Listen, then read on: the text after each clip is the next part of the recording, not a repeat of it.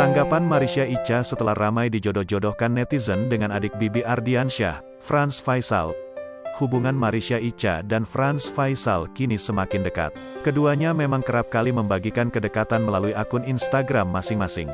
Tak hanya itu, mereka juga sering terlihat bersama di berbagai kesempatan. Hal itu memicu pertanyaan warganet terkait status keduanya. Banyak orang yang menduga bahwa mereka memang tengah menjalin hubungan serius. Selain itu, banyak pula yang akhirnya menjodoh-jodohkan Marsha Icha dengan kakak kedua dari Fuji tersebut. Lantas, bagaimana tanggapan Marsha Icha? Tak banyak bicara, Marsha Icha mengaku hanya menjalani dengan apa adanya. "Ya jalanin gitu aja sih," tutur Marsha Icha, dilansir Tribun Style dari YouTube Seleb Oncam News pada Rabu, tanggal 25 Mei tahun 2022. Lebih ingin menjaga silaturahmi kepada keluarga Pak Faisal, jelasnya.